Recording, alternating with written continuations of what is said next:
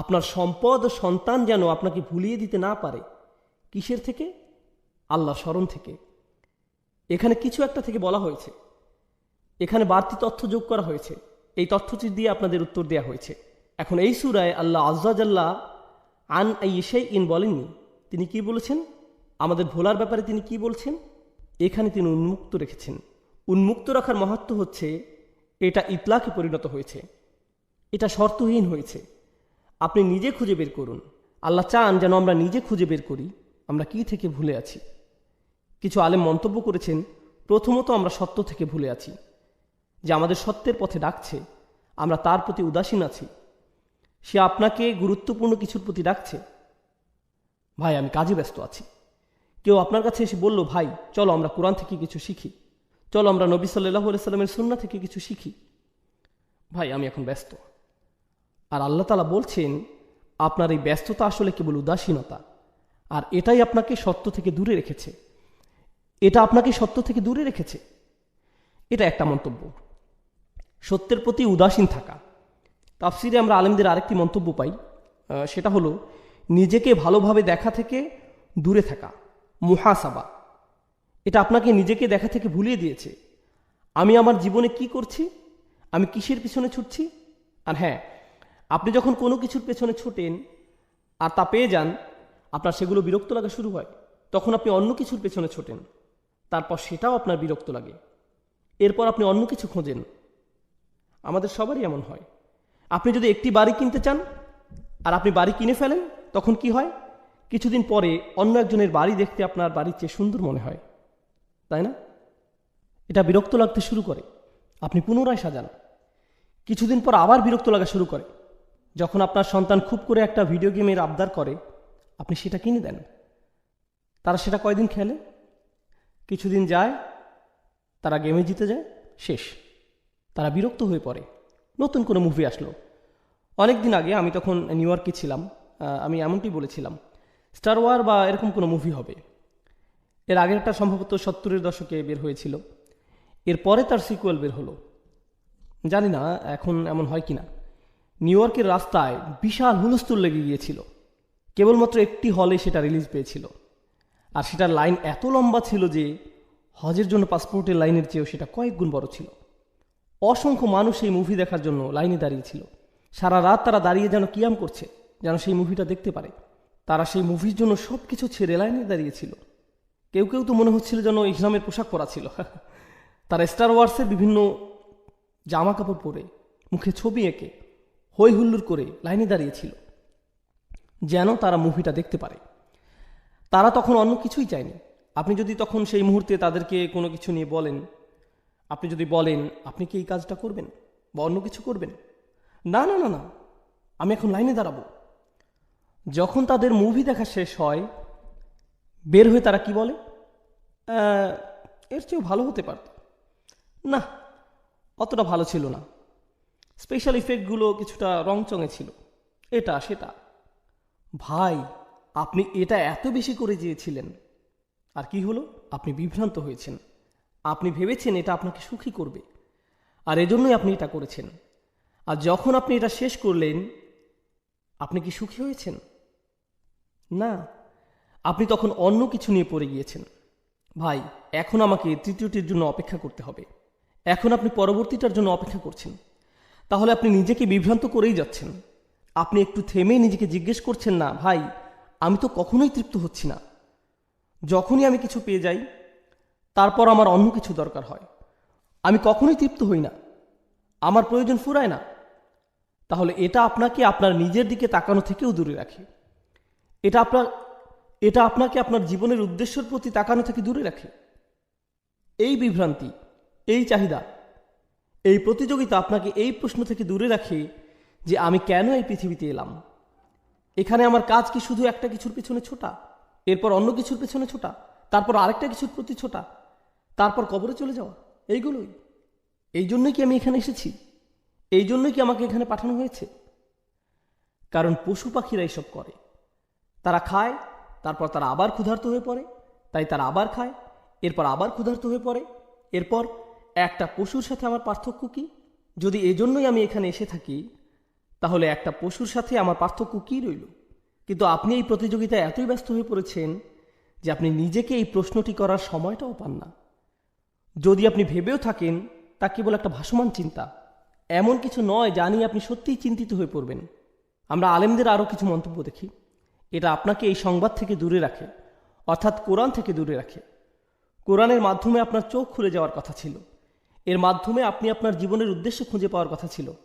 এর মাধ্যমে আপনি নিজের অন্তরের সমস্ত খুঁটিনাটি আপনি পর্যবেক্ষণ করবেন, এটাই হওয়ার কথা ছিল। এটা আপনার নিজেকে নিজের সামনে পেশ করার কথা ছিল। কিন্তু এই কোরআনের জন্য আপনার সময় নেই, কারণ আপনি তাকাসুরে খুব ব্যস্ত। এটা আপনাকে বিভ্রান্ত করেছে। তবে সবচেয়ে অসাধারণ মন্তব্যটি বলতে গেলে, গত সূরাটি কী ছিল আপনাদের মনে আছে? সূরা করিয়া, আল করিয়া, জোরে করা নাড়া শব্দ শুরুতে, আর শেষে হাবিয়া। আল্লাহ বলেন আলহাকুমুত তাকাসুর। এটা এত বড় বিভ্রান্তি যে এমনকি এটা আপনাকে আল করিয়া থেকেও দূরে রাখে। পুরো পৃথিবী একদিন কেঁপে উঠবে, এমন সত্য থেকে এটা আপনাকে দূরে রাখে। জাহান্নামের আগুন আমাদের সামনে চলে আসবে। কিছু মানুষের পাল্লা ভারী হবে, কিছু মানুষের পাল্লা হালকা হবে। যে পরম সত্য সম্পর্কে আপনি জেনেছেন, আপনি মুখস্থ করেছেন, যা আপনি তিলাওয়াত করেন। আমাদের অনেকেই সূরাটি তিলাওয়াত করেন, কারণ সূরাটি বেশ ছোট আর আমাদের সময় কম, তাই আমরা এই সূরাটি পড়ি। যদিও আমরা এটা পড়ি, তবুও আমরা এই বাস্তবতা থেকে দূরে সরে আছি। এটা কিভাবে সম্ভব? আলহাকুমুত তাকাসুর, সুবহানাল্লাহ। সূরার শুরুতেই আল্লাহ এমন ঘোষণা দিয়েছেন। এখন আসুন এই আয়াত সম্পর্কে আলেমদের আরও কিছু মন্তব্য দেখি। প্রথমে আমরা এই সূরার সাথে সূরা আদিয়াতের সম্পর্ক আলোচনা করব। আপনাদের মনে আছে সূরা আদিয়াতে আমরা দুনিয়ার প্রতি আমাদের মনোভাব নিয়ে পড়েছিলাম? এই সূরাতেও তাই।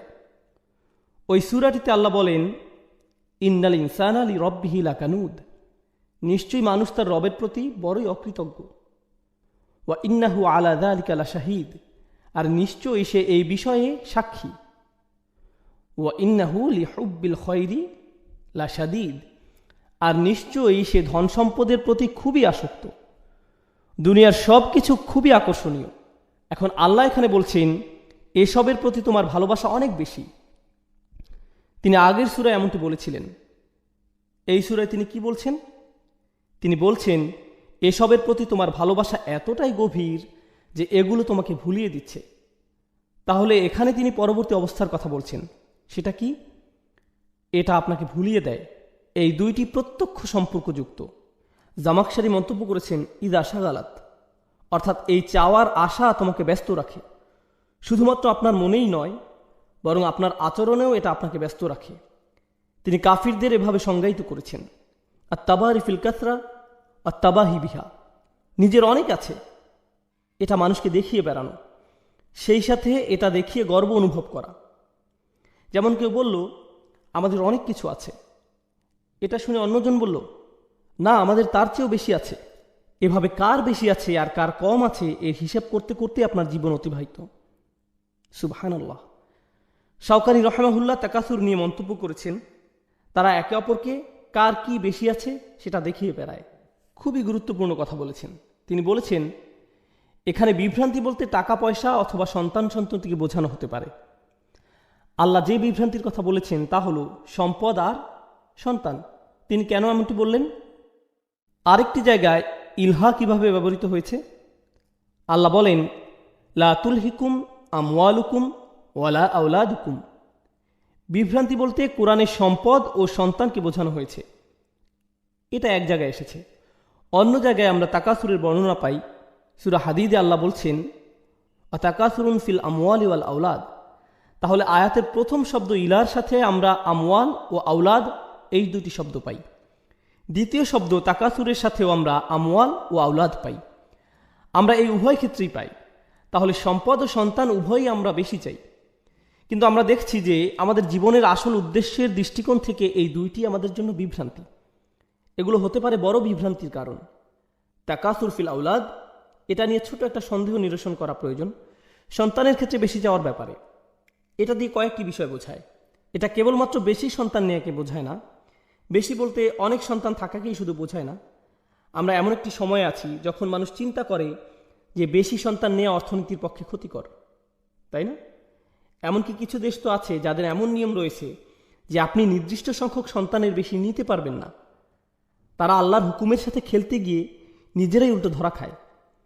কেন তারা বেশি সন্তান নিতে আপত্তি জানিয়েছে? তারা বেশি সন্তান নিতে চায়নি কারণ তাদের সেই সামর্থ্য নেই, তাদের অর্থনীতির সেই সামর্থ্য নেই। এখন কি হচ্ছে? যেমন চায়নার কথাই ধরুন, এখন সেখানে নতুন অর্থনৈতিক বিপর্যয় সৃষ্টি হয়েছে। আমাদের দেশের অবকাঠামোগত চাহিদা মেটানোর জন্য যথেষ্ট জনবল নেই, কারণ আমরা জনসংখ্যা বাড়তে দেইনি। তাই সেখানে এখন নতুন ধরনের অর্থনৈতিক বিপর্যয় দেখা যাচ্ছে, জনসংখ্যা রোধ করে, যেটা তারা নিজেরাই সৃষ্টি করেছে। সুবহানাল্লাহ। তাহলে এখানে উভয়টিই এসেছে আল্লাহর হুকুম অমান্য করার কারণে। যাই হোক, এর দ্বিতীয় অর্থটি হলো, যখন আল্লাহ বলেন তাকাসুর ফিল আওলাদ, এটা দিয়ে বোঝায় আপনি আপনার সন্তানের জন্য বেশি চান, অর্থাৎ আমার অন্যদের চেয়ে বেশি পেতে হবে। এই প্রতিযোগিতা আপনার সন্তানের মধ্য দিয়ে প্রকাশ পায়। আপনি বলেন আমার সন্তান যেন অন্য সন্তানদের চেয়ে বেশি পায়, আমার ছেলে যেন দলে সুযোগ পায়। অন্য একজন সুযোগ পেল, কেন সে সুযোগ পেল? আমার ছেলে পরীক্ষায় বি পেয়েছে, কেন সে বি পেল? আমি শিক্ষকের নামে অভিযোগ দেব। তার সন্তান কিভাবে এ প্লাস পেল? তার ছেলে আমার ছেলের উপরে কিভাবে? আপনার ছেলে বি পেয়েছে তার নিজের কারণে, এর সাথে তার ছেলের কোনো সম্পর্ক নেই। কিন্তু আপনি সব সময় আপনার সাথে অন্যের তুলনা করতে থাকেন, সব সময় তুলনা করেন। এটা শুধু আপনার ছোট মানসিকতার পরিচয় নয়, আপনার সন্তানের উপরও এর প্রভাব পড়ে। তাহলে আল্লাহ তাআলা বলেন, আচ্ছা আল্লাহ কি বলছেন সেটা জানার আগে আমরা আরও কিছু মন্তব্য করে নিই। ইবনে আব্বাস রাদিয়াল্লাহু তাআলা আনহু বলেন, এই আয়াতের খুবই চমৎকার একটি পাঠ। তিনি শুরুতে একটি অতিরিক্ত হামজা দিয়ে পড়তেন, আলহাকুমুত তাকাসুর অথবা আলহাকুমুত তাকাসুর। এটা দিয়ে কি বোঝায় জানেন? অনেক চাওয়ার এই প্রতিযোগিতায় বেশি বেশি পাওয়ার চাহিদা কি তোমাকে ব্যস্ত রাখে? আসলে তিনি এটিকে একটি প্রশ্নের মতো করে পড়তেন। তিনি এই আয়াতটিকে একটি প্রশ্ন হিসেবে পড়তেন। অনেক সময় এমন হয়, যখন আপনি কাউকে তিরস্কার করেন, আপনি তার দিকে প্রশ্ন ছুড়ে দেন, আমি কি তোমাকে এটা করতে বলেছি? তুমি এমন একটি কাজ করলে। আপনি কিন্তু বলেন না যে তুমি এটা করেছ, আপনি বলেন তুমি এমন কাজ করেছ, তুমি কি আমাকে বলবে যে তুমি এটা কেন করলে, কিভাবে করলে? আপনি এইভাবে প্রশ্ন ছুড়ে দেন, যেন এটা একটা জাজার, মানে কাউকে তিরস্কার করা, কাউকে ভর্ৎসনা করা। ইবনে আব্বাস রাদিয়াল্লাহু তাআলা আনহু আয়াতটিকে এভাবে পড়তেন। আবু মুসলিমের মন্তব্যটি আমরা আগে পড়েছি।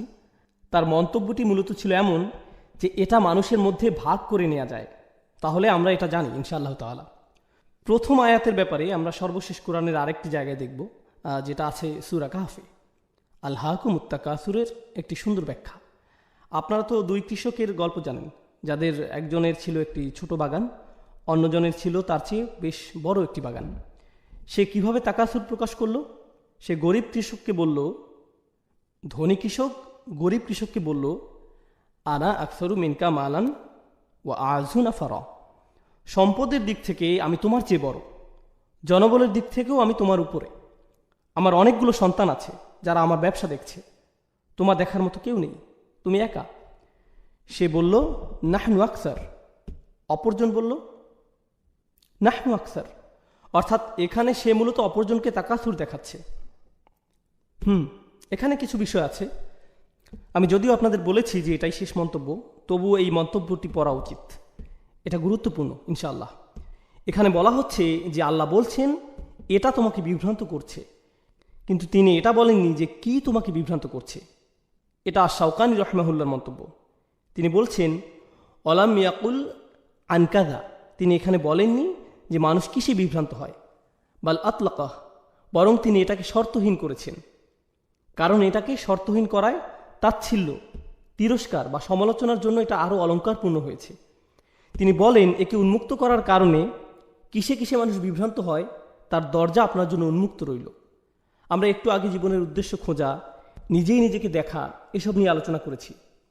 এসবের প্রতি আপনি উদাসীন থাকেন, তাই এই সব দরজাই এখন আপনার সামনে খোলা, এবং একে উন্মুক্ত রাখার কারণে এটা সার্বজনীন হয়ে গিয়েছে। অর্থাৎ এখানে কেবল একটি বিভ্রান্তি নিয়ে কথা বলা হচ্ছে না, বরং অনেক কিছুতেই আপনার মনোযোগী হওয়া উচিত। এগুলোর কারণে আপনি কোনো কিছুতেই মনোযোগ দেন না, এটা হচ্ছে আরেকটি সুবিধা। এখানে বাগ্মিতার রীতি মানা হয়েছে। এটা হচ্ছে আরবি অলঙ্কার শাস্ত্রের একটি পাঠ। যখন কোনো কিছু উল্লেখ করা থাকে না, এর মাহাত্ম্য রয়েছে। এর অর্থ হচ্ছে এই তাকাসুর আপনাকে সব কিছু থেকে ব্যস্ত রাখছে, যা নিয়ে আপনার ব্যস্ত থাকার কথা ছিল। তথাপি মিনাত তাআতিল্লাহ, আল্লাহর আনুগত্য থেকে শুরু করে ওয়াল আমালিল আখিরাহ, আখিরাতের জন্য প্রস্তুতি নেওয়া পর্যন্ত, এগুলো নিয়ে আপনার ব্যস্ত থাকার কথা ছিল, কিন্তু এটা আপনাকে এই সব থেকে দূরে সরিয়ে রেখেছে। এই ছিল প্রথম আয়াতের ব্যাপারে সর্বশেষ মন্তব্য। আল্লাহ বলেন হাত্তা যুরতুমুল মাকাবির। যারা মানে কারো সাথে দেখা করা, জিয়ারা মানে কারো সাথে দেখা করা। উর্দুতে আমরা বলি জিয়ারত কারনা, এরকম কাছাকাছি শব্দ, কারো সাথে দেখা করা।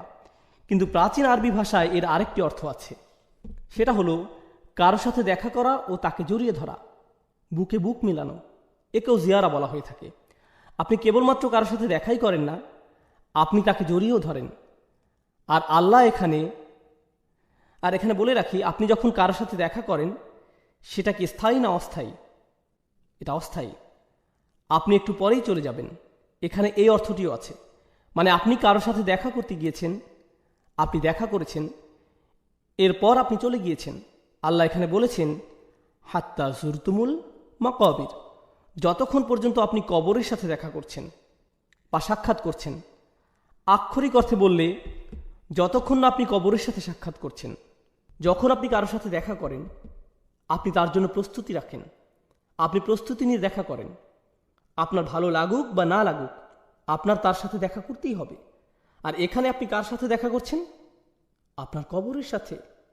এখানে জিয়ারা শব্দটির সাথে মাকাবির ব্যবহার করার কারণে আমরা একটা জিনিস বুঝতে পারছি যে আমরা কবরে চিরকাল থাকব না। কেননা জিয়ারা বলতে অস্থায়ী বোঝায়। আল্লাহ জিয়ারা শব্দটির সাথে জান্নাত বা জাহান্নাম ব্যবহার করেননি, তিনি ব্যবহার করেছেন মাকাবির, কবরের সাথে। আপনি যদি আরেকটি সূরায় দেখেন, দুনিয়ার প্রতি মনোভাব নিয়ে অপর আরেকটি সূরা কি? সূরা আদিয়াত। আফালা ইয়ালামু ইযা বু'সিরা মা ফিল কুবুর, তবে কি সে জানে না যে কবরে যা আছে তা কখন উত্থিত হবে?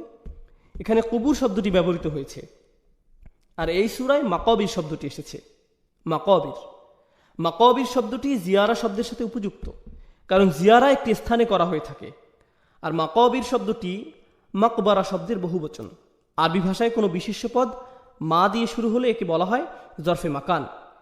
এটা দিয়ে কোনো স্থান নির্দেশ করা হয়, যেমন মসজিদ বা মাতার বিমানবন্দর, বা মাকআদ বসার জায়গা, মাজলিস এটাও বসার জায়গা, সমাগম। তাহলে বোঝা যাচ্ছে শুরুতে মা থাকলে সেটা দিয়ে কোনো জায়গা বোঝায়, এটাই জরফে মাকান।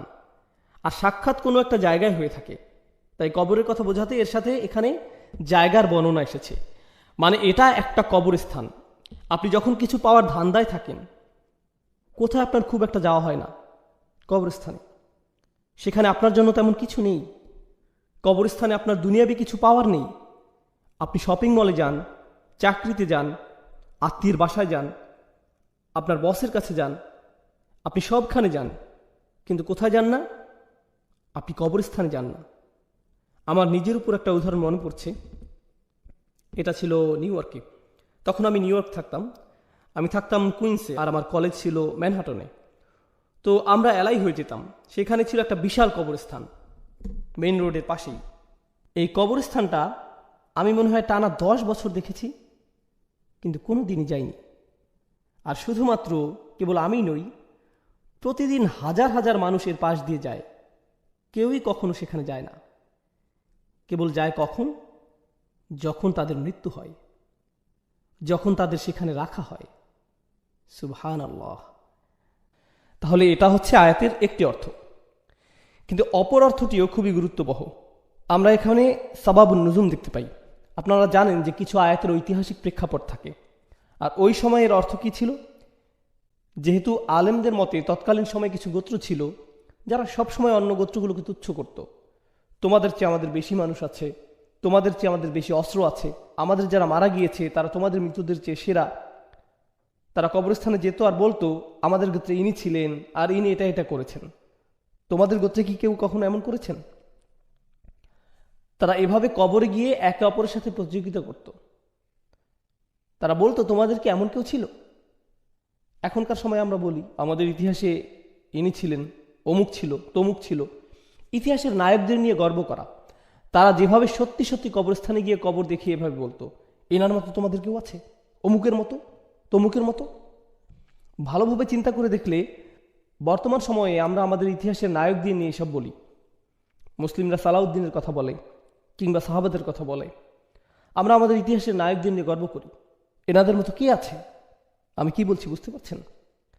এখন সমস্যা হচ্ছে, আল্লাহ এখানে যে পয়েন্টটি তুলে ধরেছেন, প্রথমত হাত্তা জুরতুমুল মাকাবির, অর্থ হাত্তা ইয়াতিয়াকুমুল মাউতা বা কবির।